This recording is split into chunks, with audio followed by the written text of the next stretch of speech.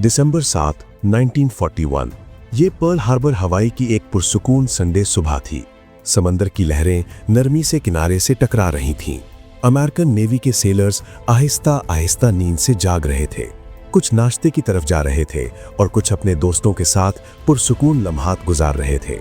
सब कुछ बिल्कुल मामूल के मुताबिक था, लेकिन किसी को ये मालूम नहीं था कि बादलों के ऊपर से सैकड़ों जंगजू तैयारे उनकी तरफ बढ़ रहे थे। अगले 90 मिनट्स में एक ऐसा हमला होने वाला था जो सिर्फ अमेरिका ही नहीं बल्कि पूरी दुनिया की तारीख बदल देने वाला था।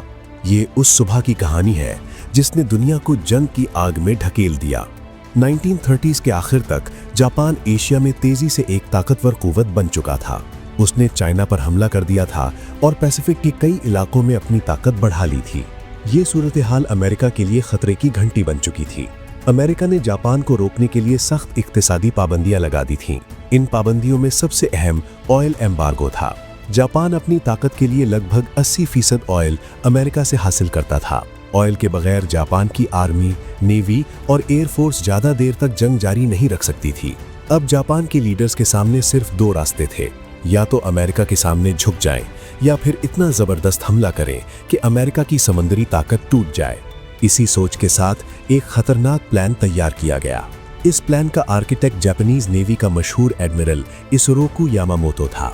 यामामोतो जानता था कि जापान लंबी जंग में अमेरिका को शिकस्त नहीं दे सकता, लेकिन अगर एक ही हमले में अमेरिकन पैसिफिक फ्लीट को तबाह कर दिया जाए तो जापान को पैसिफिक में अपनी ताकत मजबूत करने का वक्त मिल सकता था। ये एक बहुत बड़ा जुआ था। इंतहाई राजदारी के साथ जापान ने एक जबरदस्त हमलावर फ्लीट तैयार की। इस फ्लीट में शामिल थे 6 aircraft carriers, hundreds of warplanes, warships और हजारों ट्रेन्ड पायलट्स। ये फ्लीट खामोशी से नॉर्दर्न पैसिफिक के ठंडे पानियों से गुजरती हुई अपने टारगेट की तरफ बढ़ रही थी। इसका टारगेट था पर्ल हार्बर। अगर ये प्लान कामयाब हो जाता तो पैसिफिक में अमेरिका की समंदरी ताकत लगभग खत्म हो जाती। लेकिन इस पूरे प्लान की कामयाबी सिर्फ एक चीज पर डिपेंड करती थी, सरप्राइज अटैक। 7 दिसंबर की सुबह पर्ल हार्बर में बिल्कुल एक आम दिन की तरह शुरू हुई। अमेरिकन सेलर्स नाश्ता तैयार कर रहे थे, कुछ अभी भी अपने कमरों में सो रहे थे। नेवी बैंड संडे सेरेमनीज के लिए प्रैक्टिस कर रहा था। अमेरिका के ताकतवर वॉरशिप्स हार्बर में लाइन बनाकर खड़े थे। USS Arizona, USS Oklahoma, USS West Virginia, USS California. ये सब समंदर की सतह पर पुरसुकून नजर आ रहे थे, लेकिन ये सुकून ज्यादा देर रहने वाला नहीं था। 7:48 AM पर अचानक आसमान में वॉर प्लेन्स की दहाड़ सुनाई दी। हमला शुरू हो चुका था।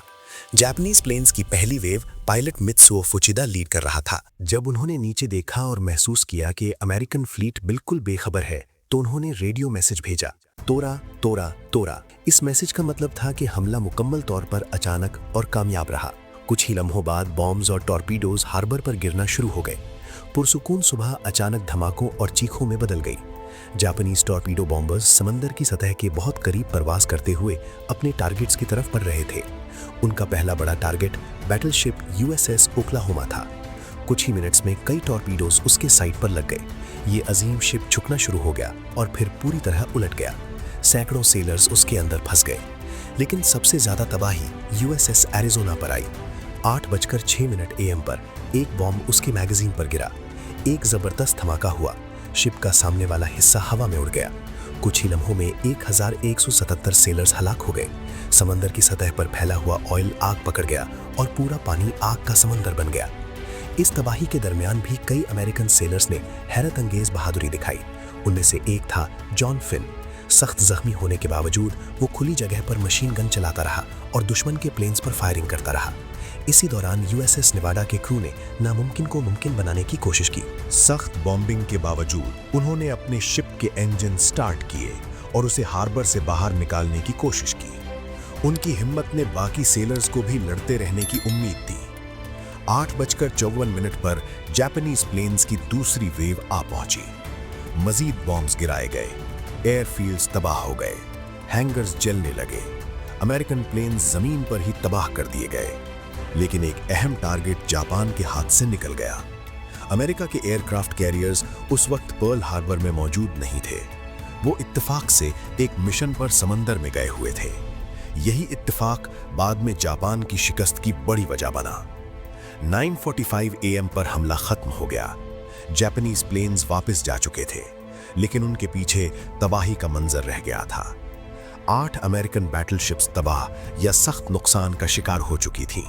तकरीबन 200 एयरक्राफ्ट तबाह हो गए और 2403 अमेरिकन हलाक हो चुके थे। पर्ल हार्बर जल रहा था, लेकिन इस हमले ने अमेरिका को जगा भी दिया था। अगले दिन अमेरिका के प्रेसिडेंट फ्रैंकलिन डी रूजवेल्ट ने कांग्रेस से खिताब किया। उन्होंने कहा, "Yesterday, December 7th, 1941, a date which will live in infamy." कुछ ही घंटों में अमेरिका ने जापान के खिलाफ जंग का ऐलान कर दिया और रस्मी तौर पर वर्ल्ड वॉर 2 में शामिल हो गया।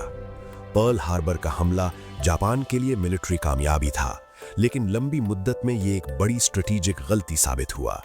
अमेरिका ने अपनी मिलिट्री ताकत दोबारा तैयार की और पैसिफिक में जापान को शिकस्त दी। आज भी पर्ल हार्बर का मेमोरियल USS एरिज़ोना के सेलर्स को खराजे अकीदत पेश करता है। वो खामोश हार्बर, वो अचानक हमला और वो सुबह जिसने दुनिया की तारीख बदल दी। अगर आज की वीडियो आपको पसंद आई है तो वीडियो को लाइक करें और चैनल को सब्सक्राइब जरूर करें।